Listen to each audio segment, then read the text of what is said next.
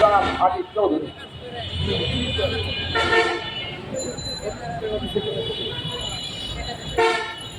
মানব কল্যাণ পরিষদ আয়োজিত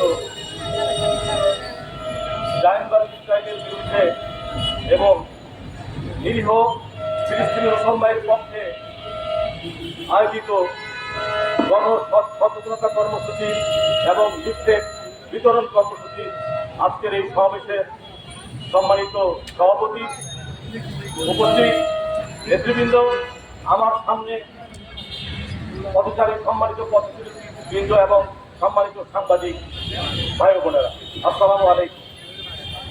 আপনারা জানেন যে আজকে এই জায়নবাদ ইসরায়েল এই রাষ্ট্রটি কিভাবে প্রতিষ্ঠা হয়েছিল আপনারা ভালো করে জানেন।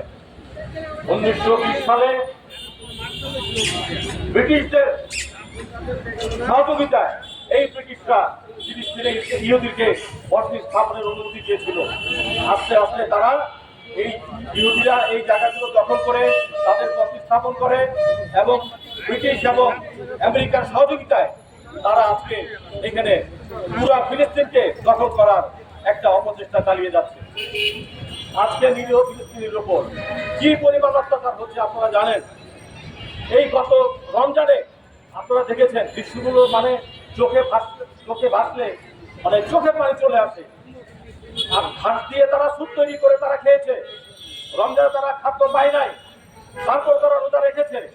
আমাদেরও ইমান আছে, তাদেরও ইমান আছে। দেখেন আমরা কোথায়? আমরা আজকে মুসলমান, ইসরায়েলে হামলা করছে ফিলিস্তিনে, আমরা বসে বসে এখানে তামাশা দেখছি।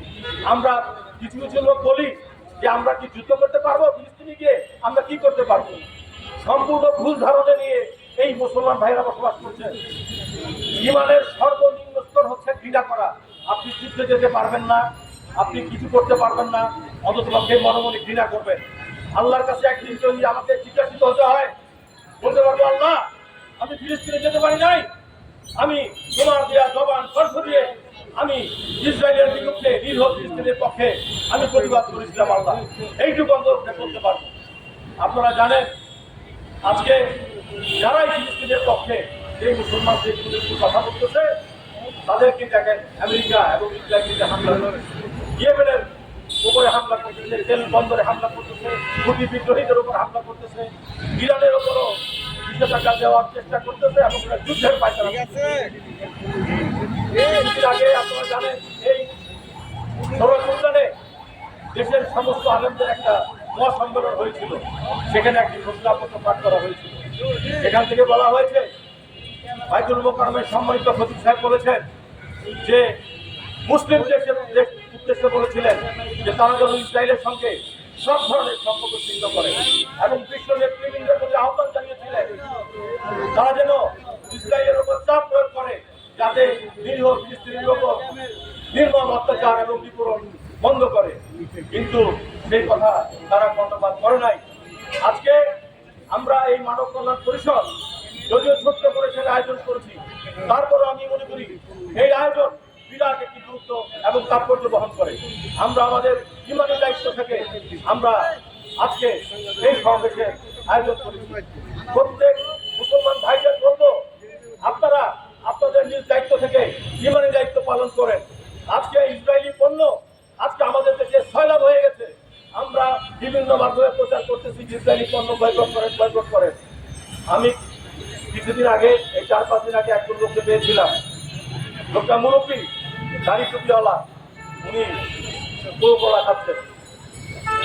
ভাই আপনি কোকোলা খাচ্ছেন জানেন এটা কোন দেশে? বলতে জানি না। আপনি এত প্রচার হচ্ছে টেলিভিশনে বিভিন্ন মিডিয়ায়, আপনি জানেন না কেন খাচ্ছেন? তবে আমি একা খেলে আর কি হবে? আপনি আপনার দায়িত্ব আপনার নিজ থেকে দায়িত্ব পালন করেন। প্রত্যেকে যদি প্রত্যেকের থেকে নিজ দায়িত্ব পালন করে তাহলে এটা প্রতিবাদ একটা বিশাল প্রতিবাদ কারণ হবে।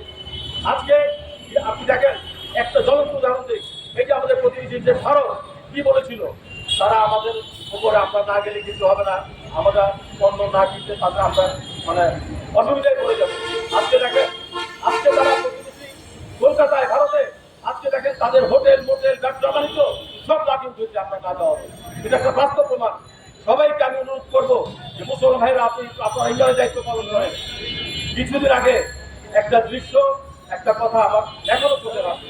ওই দিন আমি আমার ফেসবুকে এই কথাটা লিখেছিলাম। ওই রাত আমার ঘুম আসেনি।